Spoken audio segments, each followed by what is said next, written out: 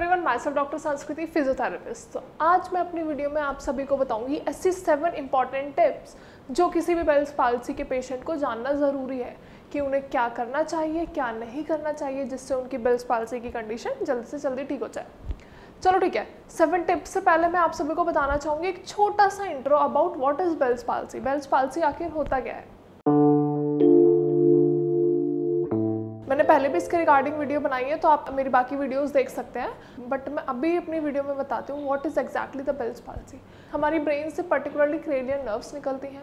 तो जो 7th number की क्रेनियल नर्व है दैट इज़ फेशियल नर्व। उसमें इन्फ्लेमेशन होने की वजह से जो आपके फेस पे चेंजेस आते हैं, डेविएशन देखने को मिलती है और जो मसल्स हैं वो वीक हो जाती हैं, दैट इज़ बेल्स पाल्सी। अब बेल्स पाल्सी के पेशेंट्स को प्रॉब्लम कहाँ आती है जनरली। बेल्स पाल्सी के पेशेंट्स जनरली कुछ मूवमेंट्स नहीं कर पाते हैं, वो एक्सप्रेशंस नहीं दे पाते हैं। कुछ भी अगर एक्सप्रेशन होता है, उन्हें किसी को कुछ समझाना होता है, जैसे गुस्सा, तो गुस्से में ऐसे करके देख लेते हैं तो चीज़ें समझ में आ जाती हैं। लेकिन बेल्स पाल्सी के पेशेंट्स के साथ क्या होता है, वो कोई एक्सप्रेशन दे ही नहीं पाते, दे आर एक्सप्रेशनलेस।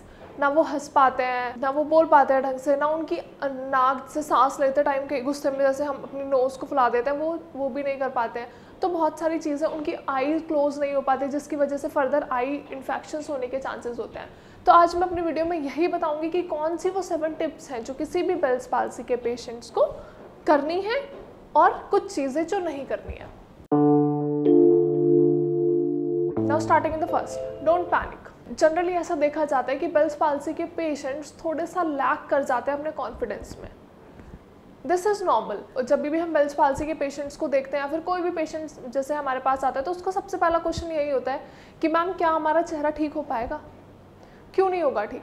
जो भी चीज़ खराब हुई है कभी ना कभी तो ठीक होती है। Gradually it will take time, but जो आपका फेस है वो वापस से अपनी ओरिजिनल पोजीशन को गेन कर लेता है। इनिशियली जो क्रिटिकल डेज होते हैं वो 1 वीक से 3 वीक्स तक का टाइम होता है जो क्रिटिकल होता है, जिसमें आपको बहुत ही ज़्यादा केयर करनी है, बहुत ही ज़्यादा मेजर्स लेने हैं, बाकी चीज़ों को प्रिवेंट होने से बचाना है। तो सबसे पहला पॉइंट यही है कि कभी भी किसी भी चीज़ को लेके घबराओ मत। आराम से रेस्ट के साथ जो भी डॉक्टर्स आपको, जिन भी डॉक्टर्स को आप दिखा रहे हो, वो जो भी आपको मेडिकेशंस दे रहे हैं, जो भी चीज़ें आपको प्रिस्क्राइब कर रहे हैं, ऑइंटमेंट्स, मसाज के लिए जो भी आपको चीज़ें बता रहे हैं, वो सारी चीज़ें करो और टाइम के साथ आपका फेस वापस से नेचुरल पोजीशन में आ जाएगा। Now the second point is adequate rest. हमारी बॉडी में कहीं भी इंजरी होती है तो उसे हील अप करने के लिए टाइम चाहिए। जो भी हमारी बॉडी में कभी भी कैसे भी डिसऑर्डर्स हो जाते हैं, अचानक से जो चीज़ें हो जाती हैं, जैसे बेल्स पाल्सी का केस है, बेल्स पाल्सी में अचानक से डेविएशन शो होती है।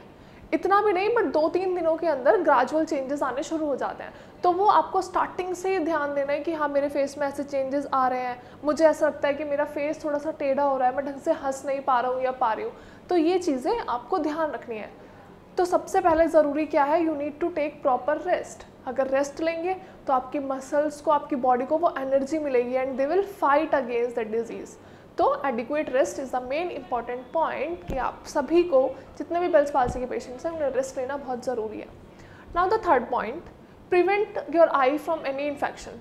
जनरली क्या होता है कि जो हमारे बेल्स पाल्सी के पेशेंट्स होते हैं उनकी एक आँख खुली रहती है, जो अफेक्टेड साइड की आई है वो खुली रहती है, वो बंद नहीं कर पाते हैं। तो उसके लिए आपको क्या करना है, जैसे आप कभी भी बाहर जा रहे हो, बाहर इन द सेंस जैसे डॉक्टर की विजिट पे जा रहे हो, तो आपको क्या करना है, या तो अपनी आई को आपको पैच करके रखना है, मतलब टेपिंग होती है एक, जो वो आपके डॉक्टर्स आपको बताएंगे।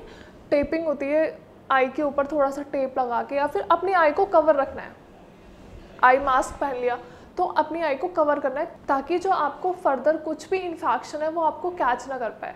क्योंकि हमारी आई ओपन रहती है तो डायरेक्ट विंड का प्रेशर भी होता है, तो वो चीज़ें आपको खुद से अवॉइड करनी है, क्योंकि उनका ध्यान आपको खुद को रखना है। तो आप अपनी आई कवर करेंगे या फिर थोड़ा सा हल्का सा टेपिंग कर लेंगे, जिसकी वजह से कोई भी फर्दर इन्फेक्शन नहीं होगा और आपकी आंखों से जो पानी बहता रहता है वो चीज़ें ठीक हो जाएंगी। Now the fourth tip is proper facial exercises and movements. जब भी आप अपने डॉक्टर के पास जाएंगे तो आपके डॉक्टर आपको बताएंगे कि ये पर्टिकुलर एक्सरसाइजेज हैं, ये मूवमेंट्स हैं जो आपको करनी है। तो जो भी आपके डॉक्टर्स ने आपको प्रिस्क्राइब करा है, आप उसको अच्छे से करेंगे, टाइम के साथ करेंगे। जैसे कोई हंस नहीं पा रहा, सपोज फॉर एग्जांपल हंसने में प्रॉब्लम आती है, तो आप क्या करेंगे, एक साइड तो आपकी ठीक है, आप ढंग से हंस सकते हैं, तो दूसरी साइड से बस सपोर्ट लेके स्ट्रेच कर लीजिए अपनी मसल्स को, और ये आपको टाइम टू टाइम करना है। ठीक है, एक्सरसाइजेस बता दिए, सारी चीज़ें बता दी हैं, आप वो कर भी रहे हो, तो आपको पता कैसे चलेगा कि प्रोग्रेस क्या है क्या नहीं। तो the main important point is, जब भी आप एक्सरसाइज करते हैं तो आप मिरर के सामने एक्सरसाइज करो।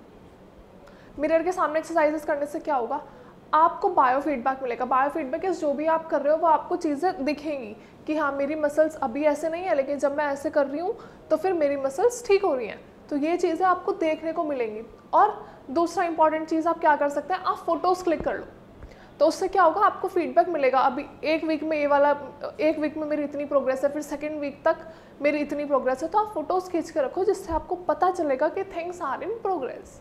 Now the next point is gentle massage. मैंने मसाज के ऊपर एक पर्टिकुलरली वीडियो भी बनाई है, तो आप वो भी देख सकते हैं। और बाकी आपके डॉक्टर्स जो आपको मसाज का तरीका बताते हैं, जो हल्की हल्की आपको अपने फेस की मसाज करनी ज़रूरी है। क्यों करनी ज़रूरी है, खुद से सोचो। अगर आपका फेस, एक साइड का फेस आपका कोई मूवमेंट नहीं कर पा रहा है, तो आप उस पर मसाज क्यों करोगे, सोचो, थिंक। देखिए मैं बताती हूँ, मसाज करने से क्या होता है, जो आपकी नर्व सप्लाई है, जो आपकी ब्लड सप्लाई है, ब्लड सर्कुलेशन जो रुक चुका है, जो आपकी मसल्स अपना मूवमेंट भूल चुकी हैं, तो आप धीरे धीरे जब मसाज करोगे तो मसल्स रिएजुकेट होंगी, ब्लड सप्लाई वापस से होगी, ब्लड सर्कुलेशन होगा।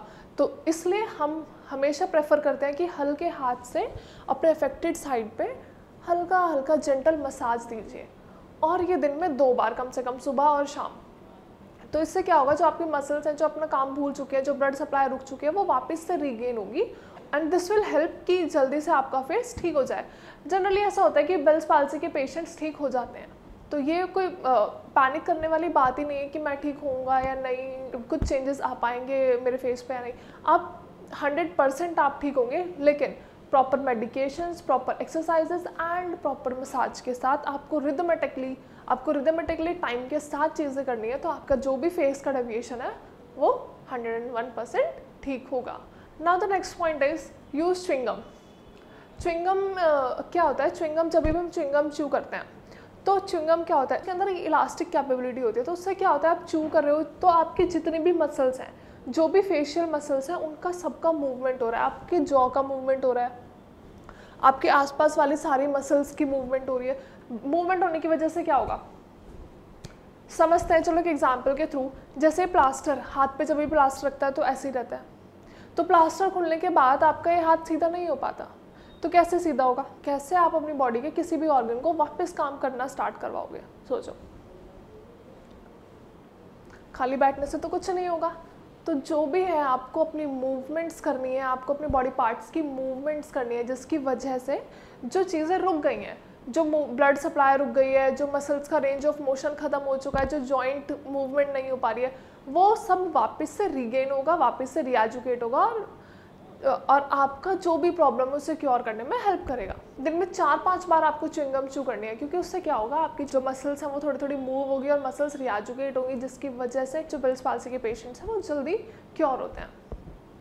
Now the next point is, now the next and the last step is keep faith. हमेशा चीज़ों को टाइम दो। चलो अब इसे हम एक एग्जाम्पल के तरह समझते हैं। कोई भी हम बिजनेस का स्टार्टअप करते हैं, तो बिजनेस में हम स्टार्टिंग में मनी इन्वेस्ट ही तो करते हैं, डायरेक्टली तो आपको बहुत जल्दी सक्सेस नहीं मिलती है। तो जब भी हम बिजनेस में पैसे लगाते हैं, इन्वेस्ट करते हैं, तो उसके रिजल्ट्स बाद में मिलते हैं ना। तो that is keep faith, keep patience.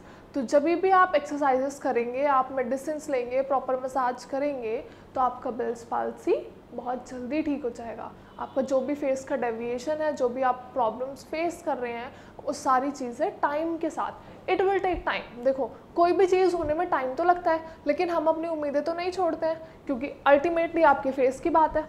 Cosmetically बहुत लोग सोचते हैं, डिप्रेस हो जाते हैं इस चीज़ को लेके कि यार पता नहीं हमारा फेस अब ठीक होगा या नहीं, जो फेस पर डेविएशन आ गई है वो ठीक होगी या नहीं। तो क्यों नहीं ठीक होगा, जब आप 100% एफर्ट्स लगाओगे तो obviously you will get results. तो कभी भी पैनिक नहीं करना है, और you need to keep faith. चलिए फ्रेंड्स, आई होप कि आपको ये 7 टिप्स समझ में आई होंगी। सारी चीज़ें जो मैंने बताई हैं इस वीडियो में वो आपको समझ आई होंगी। लेकिन फिर भी अगर आपको कोई भी क्वेरी है, कोई भी प्रॉब्लम है, या फिर और कुछ आप पूछना चाहते हैं बेल्स पाल्सी के रिगार्डिंग, या फिर किसी भी चीज़ के, तो आप डायरेक्टली हमें इस नंबर पर कॉल कर सकते हैं, या फिर आप कमेंट सेक्शन में कमेंट करके अपनी क्वेरीज, अपने क्वेश्चंस पूछ सकते हैं। आपको हर चीज़ का जवाब मिलेगा, और आप हमारे डॉक्टर से फ्री ऑफ कॉस्ट कंसल्ट कर सकते हैं। Thank you so much, have a great day.